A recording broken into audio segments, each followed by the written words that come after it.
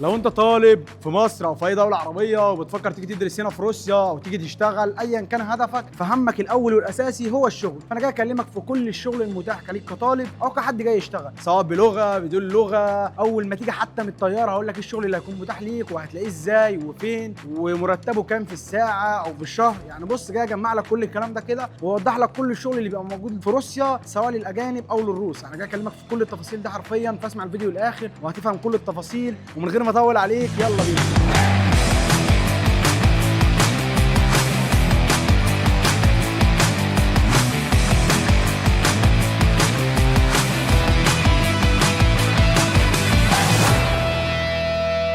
بص، انا حبيت اقعد طبعا عشان اكلمكم في كل التفاصيل وما انساش حاجه. انا احب اقسم الشغل هنا في روسيا لشغل بدون لغه وبلغه. تقول لي طب اشمعنى ليه التقسيمه دي؟ عشان انت واحد جاي مثلا دلوقتي ما معكش اي لغه، بتفكر انا ازاي هلاقي شغل وانا ما معيش لغه اصلا؟ ازاي اتواصل مع الناس دي؟ ازاي هنزل وانا بشغل اتواصل مع الناس دي واللغه بتاعتهم مختلفه كل الاختلاف عن لغتنا العربيه؟ والله الموضوع سهل. وازاي هتلاقي شغل؟ هقول لك. بص، اولا الشغل اللي بدون لغه ستوريكا، مويكا، اوزون. يعني ايه الكلام ده؟ ستوريكا من الاخر كده اعمال البناء، اي حاجه خاصه باعمال البناء، اللي هو النجار، حداد، تشيل حاجه، تحط حاجه، من الاخر كده عامل. ده بالنسبه للستوريكا. طب بالنسبه للمويكا، ده من الاخر كده اللي هو ايه؟ غسيل مواعين. يعني شو عارف انت شغل المطاعم اللي انت مثلا تروح تمسك لهم المطبخ، تغسل المواعين بتاعته، كل الكلام ده هو ده غسيل المواعين وهي دي المويكا. طب شغل اوزون، اوزون ده يعني عشان ابسطها لك، مثلا في دولنا العربيه بيبقى في شركات اونلاين كده زي امازون، طبعا شركه عالميه فاكيد كل اللي بيسمعني عارفها. شفت انت مثلا لما بتطلب حاجه اونلاين طبعا بتجيلك في طرد كده زي بوكس كده كرتوني بيبقى فيه الحاجه بتاعتك، انت بقى بتبقى مسؤول عن الحاجات دي، اللي هو ايه؟ تغلف،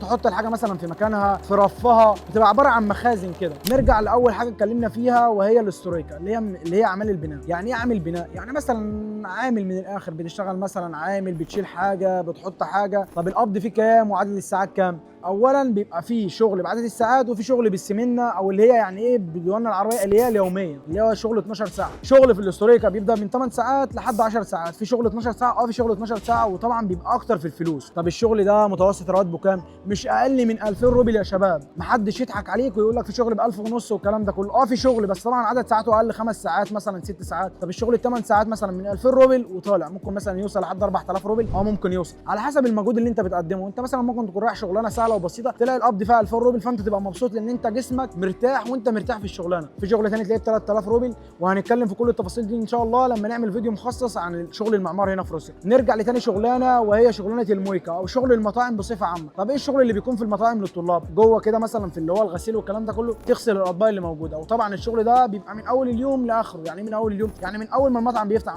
فتح مثلا 8 بتبدا من 8 معاه سواء 12 ساعه، وبيبقى معظمه 12 ساعه. ميزه الشغلانه دي بالنسبه لي ان انت بتوفر اكل وشرب. لو انت الشغل اللي انت فيه مثلا اكله حلال وشايف ان هو مناسب ليك وبتحبه، تقدر تاخد الوجبات بتاعته وتاكلها، فانت كده وفرت اكل وشرب. وساعات بيبقى يعني بيطلبوا لك مثلا تاكسي وانت مروح، لو انت مروح بالليل، فده ميزه برده من مميزات الشغل ده. طب القبض فيه كام؟ القبض فيه من 2000 روبل برده لو انت طالع، وبيتحسب بعدد الساعات برده يا شباب. عدد الساعات بيبدا من كام؟ لو انت لسه اول مره تشتغل بيبقى مختلف عن القديم شويه. طب اللي لسه بادئ بيقبض كام؟ عدد الساعات بتاعته بتبدا من 150 روبل لحد 200 روبل. طب القديم بتبدا من 200 روبل لحد 250 روبل. واجي لكم في كل التفاصيل دي لما اتكلم عن فيديو المطاعم والشغل في المطاعم والكلام ده كله. طب ايه الشغل الثالث؟ الشغل الثالث هو اوزون، وهو افضلهم بالنسبه لي. ليه افضلهم؟ يعني دي ميزه وعيب لناس برضو، ان انت بتتعامل مع عرب. بيبقى في عرب كده سواء مصريين سواء جزائريين، طبعا بيبقى ماسكها مثلا طلاب هنا قديمه وبقى لها فتره معاها لغه عشان تعرف تتواصل مع الناس اللي هناك. انت بتكلمهم، طب انا عايز انزل الشغل، طب اللي انت بتحتاجه، كل اللي انت بتحتاجه بتديله باسبورك عشان الفيزا بتاعتك وكده، وبيسجلك في الشركه دي، وبيبقى عندك بروبوسك او اي دي. بروبوسك والاي دي ده اللي بتدخل بيه الشركه واللي بينزل لك عليه، يعني بينزل لك القبض طبعا برقم الكارته بتاعتك وكل الكلام ده. ليه احسنهم زي ما قلت لك؟ لان القبض فيه اعلى شويه، بيبدا من كام؟ مش من 2000 روبل. في شغل طبعا بيبدا من 2000 روبل، بس الشغل حاليا اللي متوفر مش اقل من 3000 روبل يا شباب. 3000 روبل وانت طالع بيوصل ل 4000 و5000. بس 4000 و5000 نقدر نقول للناس القديمه، مثلا لو انت مثلا شغال بريجادير وكل الكلام ده كله. ده كده بالنسبه لشغل اوزون. يعني احنا كده اتكلمنا في 3 شغلانات اللي تقدر تلاقيهم وبدون لغه. شغل في المعمار، شغل في المطاعم، وبرده في شغل ثاني في المطاعم بس ده بيحتاج لغه وهنتكلم عليه في نفس الفيديو. الفيديو ان شاء الله. الشغلانه الثالثه وهي اوزون، وانا برشح لاي حد ان هو لسه جاي يكلم حد مثلا لو اوزون، بس وحشه اوزون يا جدعان في الشتاء بيبقى عدد الزيافقه او عدد الناس اللي محتاجينها قليله، فانت ما تعتمدش دايما على اوزون، شوف شغلانه ثانيه جنبها سواء مطاعم، لان الشغل ده دايم سواء صيف سواء شتاء. ده بالعكس في الشتاء كمان عدد الساعات بيعلى معاك. يبقى احنا كده اتكلمنا على 3 الشغلانات اللي بدون لغه. نيجي بقى للشغلانات اللي بلغه، ويعني في حاجات بتحتاج لغه قويه اللي هو لازم أن يكون انت مثلا بقالك فتره هنا واللغه بتاعتك قويه جدا، وفي شغلانات ما بتبقى محتاجه مثلا لغه ايه بسيطه اللي هو ممشي دنيتك بقالك شهر شهرين خلاص بدات تحضيري وعارف كام كلمه فتعرف تمشي دنيتك. طب ايه الشغل بقى اللي بتحتاج فيه لغه؟ في شغل في المطاعم في بتحتاج فيه لغه، يا زي الويتر، زي مثلا ان انت تجهز حاجات تكون قريب بيبقى في تعامل مع عروس او تعامل اكتر مع الاشخاص اللي بتطلب الحاجات دي، فده بتحتاج فيه لغه. في شغل في اوزون بتحتاج فيه لغه ان انت تشتغل بريجادير او مثلا بتبقى مشرف على ناس انت مثلا قديم شويه فبتبقى مسؤول عنهم بحكم ان انت مثلا معاك لغه وفاهم الشغلانه دي. الشغل الثالث شغل حاجه اسمه دستافكه. يعني ايه دستافكه؟ يعني عامل توصيل، عامل توصيل بقى بعجله، عامل توصيل على رجلك، عامل توصيل بعربيه، كل الكلام ده كله. والتاكسي يا جدعان انا نسيت اقوله في بدون لغه، بس انا شايفه محدش يبدا التاكسي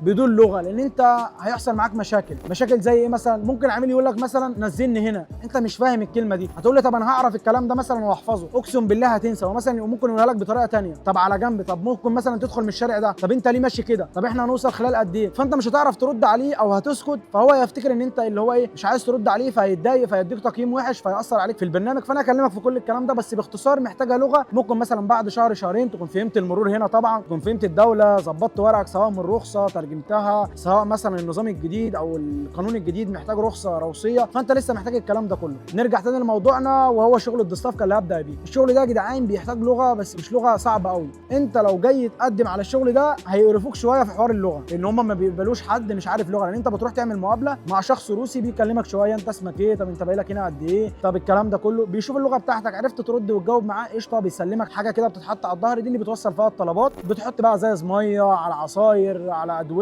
على الكلام ده كله، ده اللي بتوصله. الشغل حلاوته انه بعدد الساعات، ممكن تشتغل على رجلك زي ما قلت لك، ممكن تشتغلوا على عجله، ممكن تشتغلوا على سكوتر بالكهرباء، ممكن تشتغلوا على عربيه، فزي ما انت تحب كل حاجه موجوده. طب عدد الساعات فيه بيبدا من كام؟ يعني مثلا ممكن نقول السمنه كلها مثلا، والله انا في ناس بتشتغل في الدستافكه يا جدعان بتصفي مثلا 4 و5000 روبل، فاهم؟ وفي ايام ثانيه ما بتصفيش فيها، برده بيرجع على حسب عدد الطلبات اللي موجوده. ممكن توصل هل الطلب بعيد ولا قريب، فانت وصلته بسرعه فوفرت وقت ووفرت مجهود فترجع تعمل تاني. ده باختصار كده. فشغلانه كويسه وفي ناس كتير بتعمل منها فلوس محترمه، اقسم بالله احسن من اوزون اللي انا بنصحك بيها. فالشغلانه دي كويسه برده، يعني بتحتاج لغه شويه كده اللي هو بعد ما تمشي دنيتك هنا تقدر تشتغلها. طب الشغلانه الثانيه اللي انا اتكلمت فيها واللي انت بتحتاج فيها لغه شويه وهي شغلانه المطاعم، ان انت تشتغل ويتر، دي محتاجه لغه متطوره شويه طبعا، هتتعامل مع عملاء، طب انت حابب تطلب ايه يا فندم، الكلام ده كله، فده محتاج لغه شويه متطوره، فده هنبقى ليه قصه ثانيه ان شاء الله ونتكلم عليه. بس القبض بتاعه طبعا بيبقى غالي شويه يا جدعان، من 4000 وطالع، اللي انت بتتعامل وبتتعب وبتتعامل مع ناس، وطبعا اللغه بتبقى محتاجه قويه والكلام ده كله. ده بالنسبه لشغل المطاعم. في شغلانات مطاعم ثانيه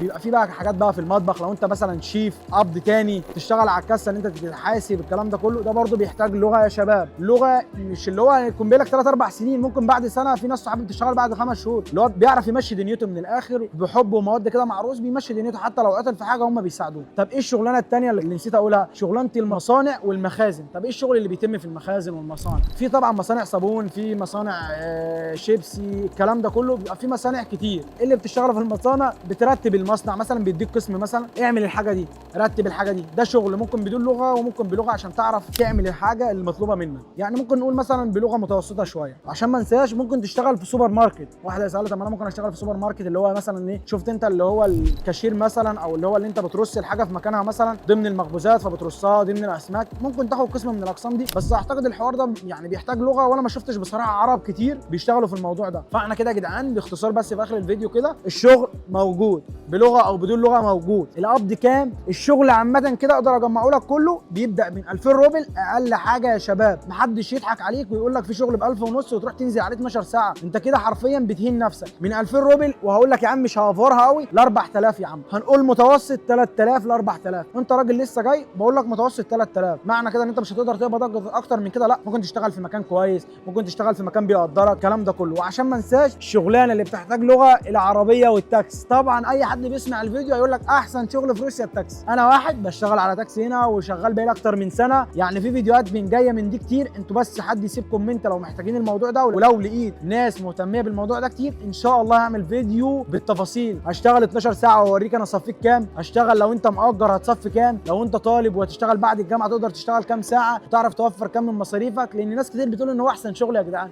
يعني ما نقدرش نقول ان هو احسن شغل، في شغلانات ثانيه، بس انا هكلمك في كل مميزاته، ومميزاته كتير وعيوبه اقل. ده حلاوه الشغل ده، وجاي لك فيه في الكلام ان شاء الله في الفيديوهات الجايه. سيب بس كومنت بيه وان شاء الله هنعمل فيديو عنه. فانا كده عرضت لك كل التفاصيل، سواء شغل بلغه سواء شغل بدون لغه، وانت شايف من وجهه نظرك ايه افضل شغلانه اتكلمت عليها. انا طبعا اتكلمت اللي هو ايه بعميها شويه، بس ان شاء الله في فيديوهات جايه كتير هتكلم في كل التفاصيل حرفيا. مش هسيب شغلانه من الشغلانات اللي انا قلتها او اللي هتتكتب لي في الكومنتات وعايزين عليها فيديو الا لما اتكلم عليها بالتفاصيل. الشغلانه دي مميزاتها وعيوبها وقبضها كام وعدد ساعاتها كام وليه انصحك بالشغلانه دي، سواء انت جاي صنايعي سواء انت جاي شيف سواء انت جاي الكلام ده كله، اتكلم لك في كل التفاصيل حرفيا. انا عارف ان انت بتفكر تيجي شغل، واهم حاجه عندك بالنسبه لك الشغل جنب الدراسه او من غير الدراسه، وهتطلع كام مثلا للجامعه من الشغل بتاعك ده، وهتوفر ليك كام، وهتحول مصر كام. سيب كومنت باللي انت عايزه، ولو الفيديو عجبك ما تنساش بقى تروق الكلام، لايك سبسكرايب جميل، كومنت رايق منك عشان الفيديو يوصل لاكبر عدد ناس. وانا نزلت فيديوهات قبل كده مهمه جدا جدا جدا، اتكلمت قبل كده في شغل اللي هو ازاي توفر ما بين مصاريف الدراسه بتاعتك والجامعه، اتكلمت في فيديو زي كده هسيبه لك في الديسكربشن ان شاء الله او هنا في علامه الاي. فما تنساش تروق الكلام وبيس.